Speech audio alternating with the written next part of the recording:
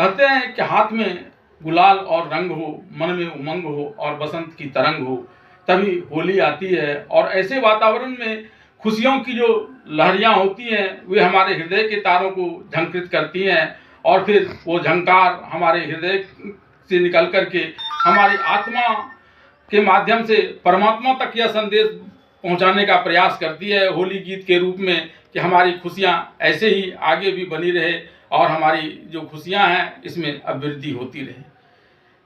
आज के ज़माने में भले ही होली गीतों में भी हुड़दंग ने अपना स्थान ले लिया है, लेकिन पहले होली के गीत जो लगभग बसंत पंचमी ही से प्रारंभ हो जाया करता था गाना, और वह लोगों में उमंग का एक वातावरण तैयार करता था और यह उमंग 1 महीना तक रहता था। बसंत पंचमी की देर रात्रि से लोग खा पी कर चले जाते थे, एक जगह लोगों का जमवाड़ा होता था, भाईचारा और प्रेम का प्रदर्शन होते हुए होली के लोकगीत गाए जाते थे और उनके जो स्वर लहरियाँ होती थी ये सुबह तक लोगों के कानों में जाया करती थी। जो मृदंग के थाप होते थे उसकी ध्वनियाँ लोगों के कानों में जाते थे, मंजीरे की झंकार लोगों के कानों में जाती थी और सब मिलकर के एक खुशी का संचार उत्पन्न करती थी लोगों में। लेकिन अब वो समय नहीं रहा। कई लोग तो यह कहा करते थे कि बसंत पंचमी के समय तो बसंत नहीं होता। दरअसल उस समय बसंत तो खुशियों का मौसम है, आनंद का मौसम है और इस खुशी और आनंद के जो इंतजार होते थे उसके अगवानी के लिए ही उस समय बसंत पंचमी के समय से होली के गीत गाए जाते थे।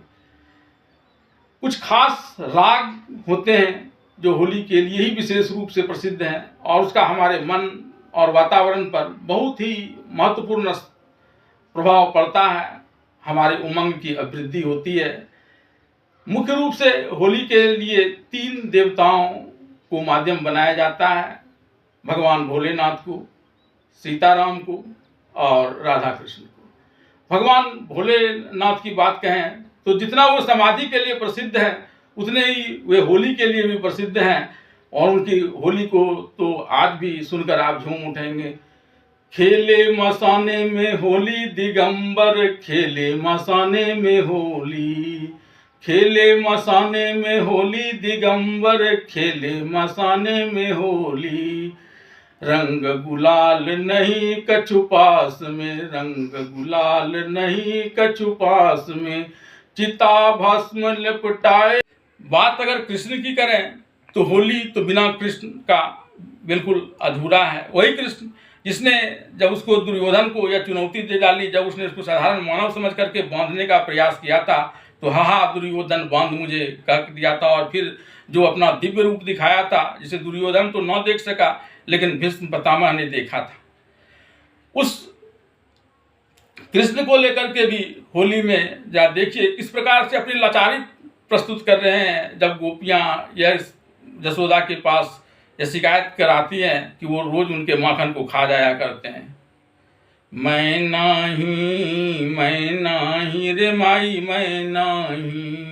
मैं नहीं माखन खायो रे माई, मैं नहीं माखन खायो रे माई, मैं नहीं। भोर भय गौवन के पीछे मधुवन मोहि पठायो, 4 पहर बंसी बट भट क्यों सांझ परे घर आयो रे माई, मैं नाही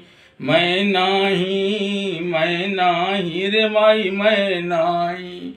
और अब मैं आपको कई और मधुर होली गीत के साथ छोड़ रहा हूँ, होली की शुभकामनाओं के साथ, इस डर से कि उसमें कहीं कॉपीराइट न लग जाए, इसलिए उसकी कुछ पंक्तियाँ आपके समक्ष रख रहा हूँ।